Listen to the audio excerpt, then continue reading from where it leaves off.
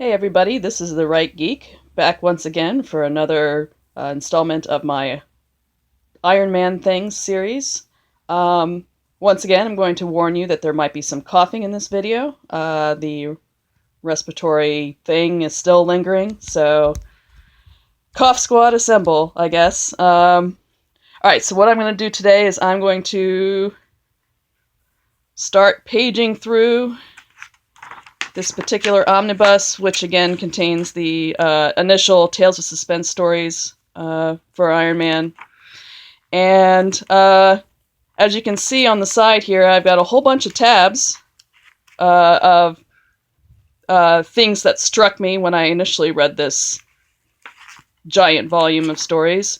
And I'm going to go through some of those tabs today until I get to about the 10-minute mark, because I don't want this video to be too ridiculously long, but I want it to be long enough that it's worth your time. So I guess let's begin. This is the Invincible Iron Man Omnibus Volume 1, collecting Tales of Suspense 39 to 83 and Tales to Astonish number 82. Part 1.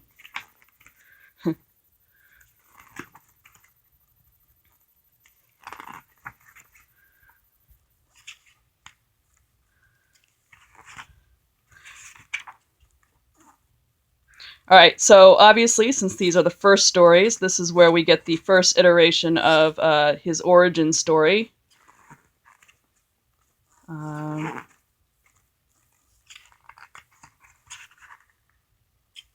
With the gray armor. And those of you who maybe are only familiar with the movies, if you read Tales of Suspense number 39, you'll actually recognize most of the dramatic beats of the story. I mean, obviously the movies modernized it substantially, but a lot of the major developments in the storyline are essentially the same. And it's a pretty good initial story. I think what strikes me here is in this panel here, when they first introduce the character, Stan says, "Yes, Anthony Stark is both a sophisticate and a scientist. A millionaire bachelor, as much at home in a laboratory as in high society. But this man, who seems so fortunate, who's envied by millions, is soon destined to become the most tragic figure on Earth." So evidently they intended from the beginning for this character to be more of a troubled and more of a tragic figure, which becomes more and more apparent as you continue through the main trunk Iron Man stories. And it is another reason why I like the character. I tend to have a thing for characters who are tragic, who don't always make correct decisions, but at least their motivations are correct, even if the decisions they make are not always the best decisions you could make for the situation. Let's turn to the first tab here. Let's see.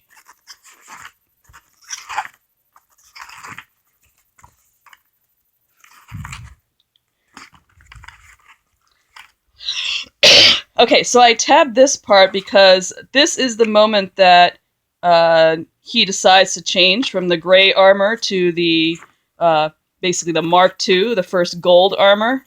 And I think the reason why I tabbed this is it's kind of funny, the motivation that resulted in the gold armor. Basically, as he's walking in to take care of animals that have escaped from a circus, if I recall correctly. We hear off in the background, "Mama, Mama," sob, "save me from the ugly man. Dad, please don't let him come near me." And Tony thinks, "Great Scott, I never noticed it before, but my appearance terrifies women and children as if I were a monster." Hey, remember when Tony loved children? Um, some of the modern comics, I think, kind of forget that aspect of his character, the more the kind of softer side of the character, where he um, uh, actually cares about the normal people that he is attempting to work with and attempting to save. As he says, why didn't I realize it before? In this drab iron costume, I'm a frightening sight to the very people I want to aid and protect.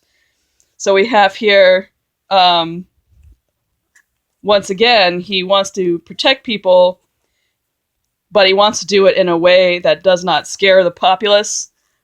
Um, and I think sometimes in the modern era, some of the writers kind of lose sight of that aspect of the character. Um, Speaking of loving children,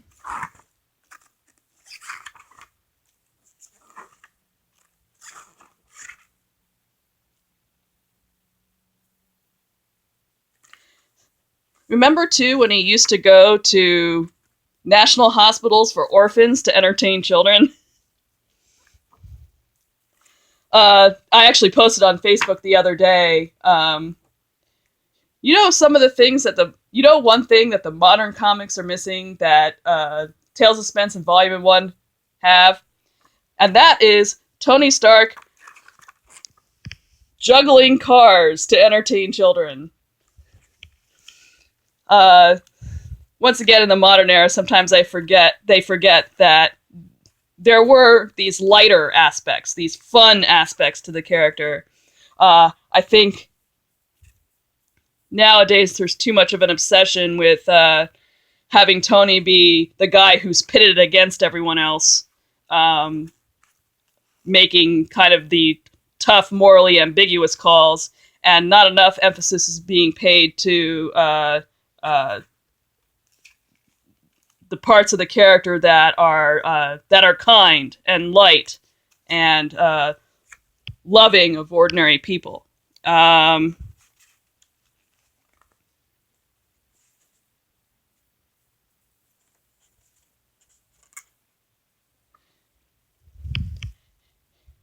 And do you remember too when he would used to do things like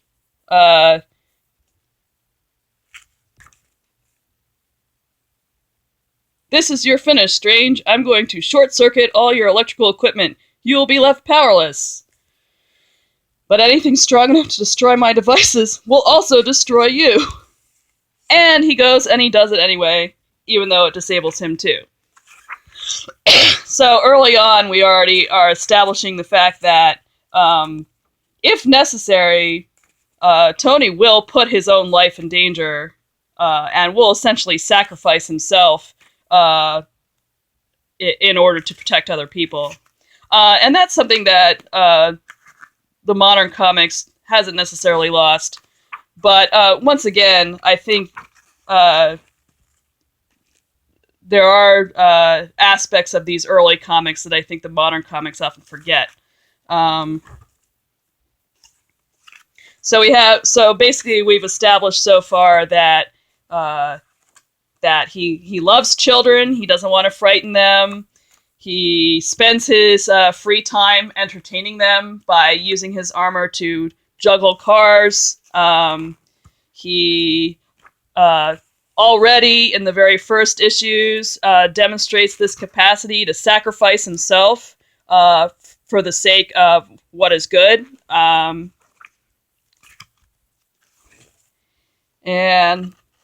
let's see, what else have we got here?